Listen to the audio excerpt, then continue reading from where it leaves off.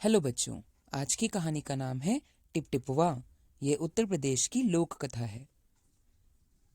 एक थी बुढ़िया, उसका एक पोता था।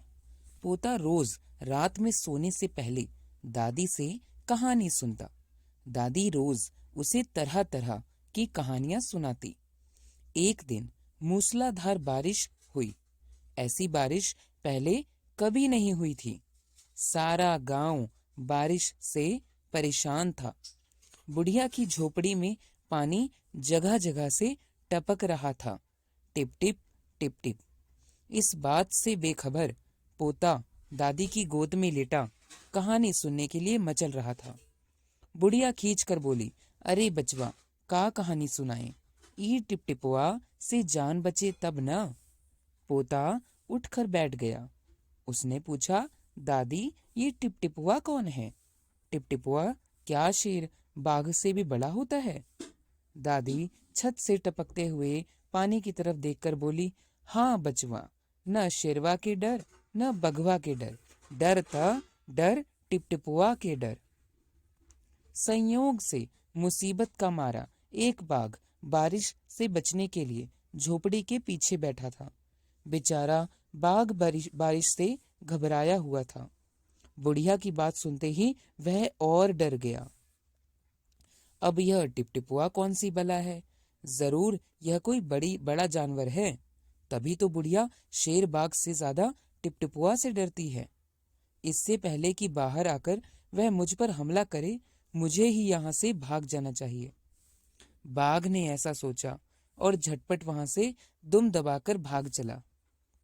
उसी गांव में एक धोबी रहता था। वह भी बारिश से परेशान था। आज सुबह से उसका गधा गायब था।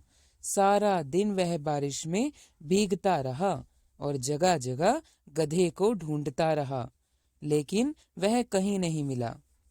धोबी की पत्नी बोली, जाकर गांव के पंडित जी से क्यों नहीं पूछते?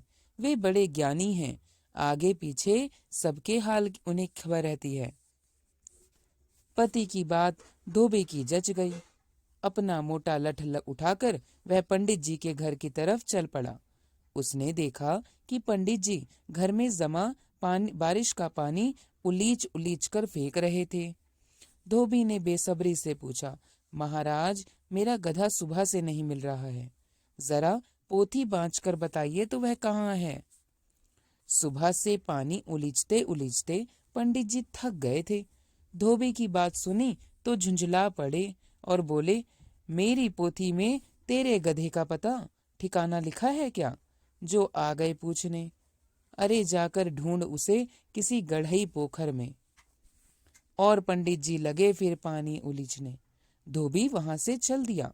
चलते चलते वह एक तालाब के पास पहुंचा। तालाब के किनारे ऊंची ऊंची घास उग रही थी।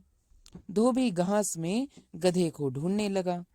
किस्मत का मारा बेचारा बाघ टिपटिपुआ के डर से वहीं घास में छिपा बैठा था। धोबी को लगा कि बाघ ही उसका गधा है। उसने आओ देखा न ताओ और लगा बाघ पर मोटा लठ बरसाने। बेचारा बाघ इस अचानक हमले से एकदम घबरा गया। बाघ ने मन ही मन सोचा, लगता है यही टिपटिपुआ है। आखिर इसने मुझे ढूंढ ही लिया। अब अपनी जान बचानी है तो यह जो कहे चुपचाप करते जाओ। आज तूने मुझे परेशान किया, बहुत परेशान किया है। मार मार कर मैं तेरा कचूमर निकाल दूंगा। ऐसा कहकर धोबी ने बाघ का कान पकड़ा और उसे खींचता हुआ घर की तरफ चल दिया। बाघ बिना चूं चपड़ किए भीगी बिल्ली बना धोबी के पीछे पीछे चल दिया। घर पहुंचकर धोबी ने बाघ को खूंटे से बांध दिया और सो गया।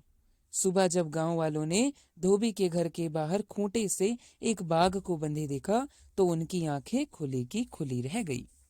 इस कहानी के लेखक हैं गिरिजा रानी अस्थाना।